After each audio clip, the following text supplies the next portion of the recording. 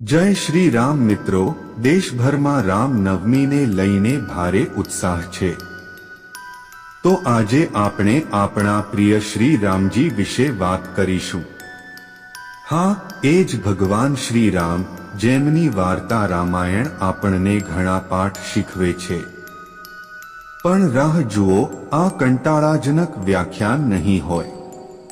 આપણે રામજીના જીવનમાંથી કેટલાક મનોરંજક, રસપ્રદ અને વ્યવહારુ પાઠ લઈશું અને તેમને આજના વાસ્તવિક જીવન સાથે જોડીશું।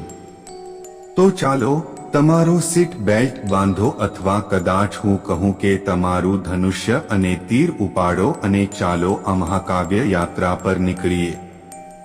ટીમવર્કનો મંત્ર જુઓ, રામાયણમાં શ્રી રામજીએ એકલા રાવણને હરાવ્યો ન હતો। તેમને લક્ષ્મણ, હનુમાનજી, સુગ્રીવ અને વાનર સેનાનો ટેકો હતો। દરેકની પોતાની અલગ ભૂમિકા હતી। જ્યારે હનુમાનજીએ લંકા બાળીને રાવણને તણાવ આપ્યો, ત્યારે લક્ષ્મણજીએ તેમનો આધાર બનીને તેમને ટેકો આપ્યો અને વાંદરાઓએ એક પુલ બનાવ્યો। આ એક સંપૂર્ણ ગ્રુપ પ્રોજેક્ટ હતો। ઓફિસ કે કોલેજમાં ગ્રુપ પ્રોજેક્ટ કરતી વખતે શું થાય છે તે રીતે તેને સમજો। એક વ્યક્તિ બધું કામ કરે છે અને બાકીના બધા મજા કરતા રહે છે। રામાયણમાંથી આપણને જે પાઠ શીખવા મળે છે તે એ છે કે દરેક વ્યક્તિને તેની ક્ષમતા અનુસાર કામ આપવું જોઈએ।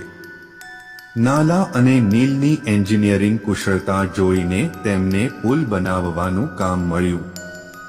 હનુમાનની બુદ્ધિ અને શક્તિને જોતા તેમને સીતા શોધવાનું અને સંજીવની ઔષધિ લાવવાનું કામ સોંપવામાં આવ્યું। તો જો તમારો મિત્ર સારો ડિઝાઇનર છે, તો તેને પ્રેઝન્ટેશન સજાવવા દો। વચન પૂરું કરો।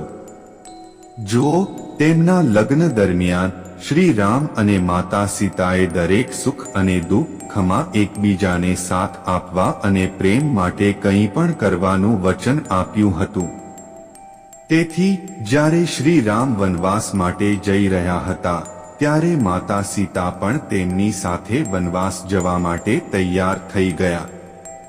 તેણીએ એક ક્ષણ માટે પણ વિચાર્યું નહીં કે તે જંગલમાં કેવી રીતે રહેશે। આપણે તેને ચોક્કસપણે પૂર્ણ કરવું જોઈએ। મુશ્કેલ સમયમાં પણ હસો। જુઓ, રામજીએ તેમના વનવાસમાં કેટલું દુઃખ સહન કર્યું। તે એક રાજકુમાર હતા। તેમણે પોતાનું આખું જીવન આરામ અને વૈભવમાં વિતાવ્યું। પણ જ્યારે દેશનિકાલનો સમય આવ્યો, ત્યારે તેણે એક ક્ષણ માટે પણ વિચાર્યું નહીં। માતા સીતા અને લક્ષ્મણજી સાથે જંગલમાં ખુશીથી રહેતા હતા। મૂળ અને કંદ ખાઓ। જ્યારે તેમના મહેલમાં 56 પ્રસાદ હંમેશા તૈયાર રહેતા હતા। આપણા વાસ્તવિક જીવન સાથે તેનો સંબંધ એ છે કે આપણા જીવનમાં પણ મુશ્કેલ પરિસ્થિતિઓ આવે છે।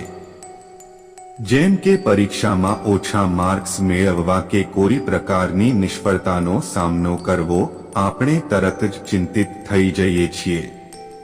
આગલી વખતે જ્યારે તમારી કોઈ યોજના નિષ્ફળ જાય, ત્યારે વિચારો કે શ્રી રામજીની સામે 100 કરતાં વધુ યોજનાઓનો સમુદ્ર લાંબા સમયથી ઊભો હતો।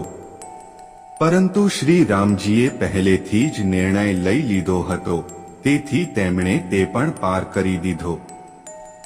સંબંધોનું મહત્વ। શ્રી રામ અને લક્ષ્મણ વચ્ચેના સંબંધને જુઓ। રામજી જ વનવાસમાં જઈ રહ્યા હતા, પણ ભાઈના પ્રેમને કારણે લક્ષ્મણજીએ કહ્યું કે ભાઈ, તું વનમાં જઈ રહ્યો છે, તો હું પણ તારી સાથે આવી રહ્યો છું। તેણે એક ક્ષણ માટે પણ વિચાર્યું નહીં કે આ દેશનિકાલ તેનો નથી। જો તે ઈચ્છતો હોત તો તે પોતાનો આરામ પસંદ કરી શક્યો હોત અને શ્રી રામને મુશ્કેલીમાં મૂકી શક્યો હોત, પરંતુ તેણે સંબંધનું મહત્વ પસંદ કર્યું। બીજી બાજુ હનુમાનજીના સમર્પણને જુઓ। તેણે રામજી માટે લંકામાં આગ લગાવી અને સંજીવની ઔષધિ લાવ્યો। આ વાસ્તવિક સંબંધોનું મહત્વ છે. આજકાલ જો આપણે આપણા ભાઈ બહેનોને નાનું પણ કામ કરવાનું કહીએ છીએ તો તેમનો જવાબ હોય છે કે તે જાતે કરો. તેથી રામાયણ શીખવે છે કે સંબંધોમાં ટેકો ખૂબ જ મહત્વપૂર્ણ છે.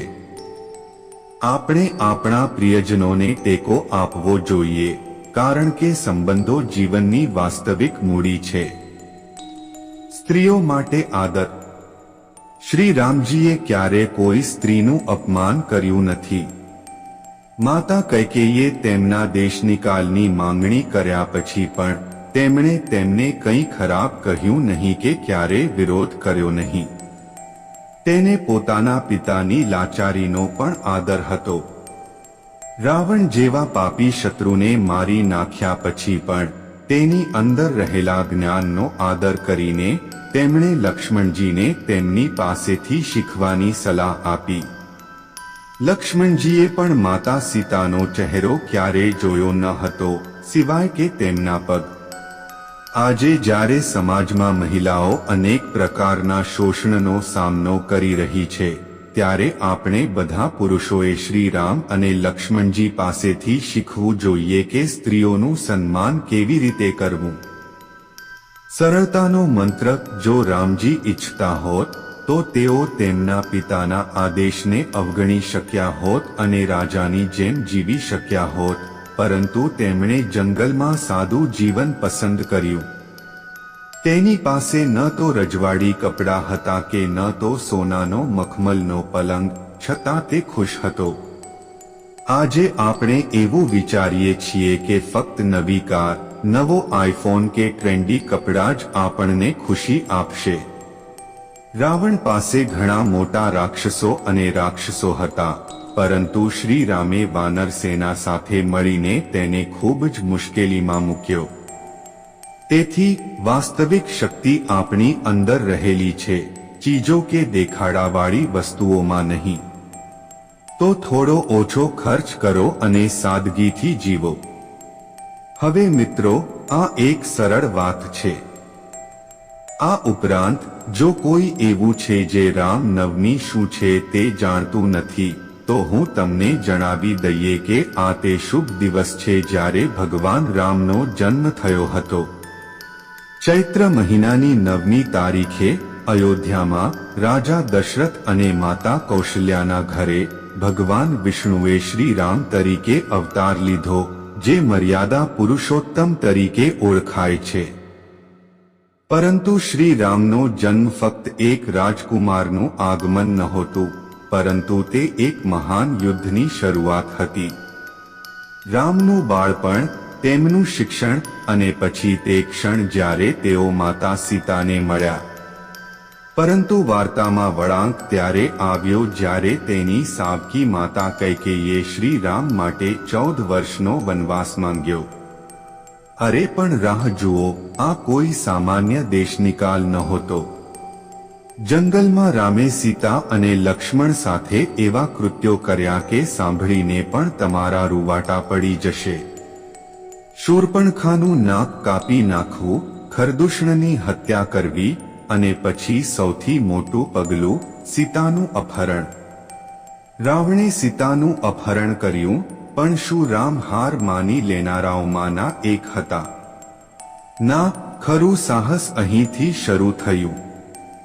હનુમાનજીનું લંકા જવું, સમુદ્ર પર પુલ બનાવવો અને પછી મહાયુદ્ધ જેમાં રાવણનું મૃત્યુ થયું.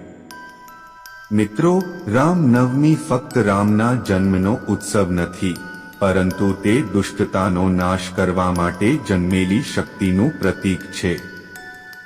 આજે રામનવમી પર લોકો ઉપવાસ રાખે છે, ભજન ગાય છે, રામાયણનો પાઠ કરે છે, મંદિરોમાં ભગવાન રામના ઝાંખીઓ શણગારવામાં આવે છે અને કેટલીક જગ્યાએ રામલીલા પણ રજૂ કરવામાં આવે છે. બાળકો અને મોટા બધા મળીને આ દિવસને ખાસ બનાવે છે, પરંતુ સૌથી મજાની વાત એ છે કે પ્રસાદ તરીકે આપવામાં આવતી પંજીરી અને ખીર. શું તમે ક્યારે રામનવમીનો પ્રસાદ ચાખ્યો છે? જો હા, તો તમને આ પ્રસાદ કેવો લાગ્યો કૃપા કરીને ટિપ્પણીઓમાં જણાવો. તો રામજીના જીવનમાંથી આપણે શું શીખ્યા? ધીરજ, વચનો પાળવા, ટીમવર્ક, હિંમત, સંબંધો પ્રત્યે આદર, દુષ્ટતા સામે લડવું અને સરળતા. આ બધા પાઠ આજે પણ એટલા જ સંબંધિત છે જેટલા રામાયણના સમયમાં હતા. તો આગલી વખતે જ્યારે તમારા જીવનમાં કોઈ વળાંક આવે ત્યારે વિચારો, જો રામજી હોત તો તેમણે શું કર્યું હોત, અને પછી તે જ કરો. અને જો તમને અમારો વિડિયો ગમ્યો હોય તો ચેનલને લાઈક, શેર અને સબસ્ક્રાઇબ કરવાનું ભૂલશો નહીં. જય શ્રી રામ. આગામી વિડિયોમાં મળીશું.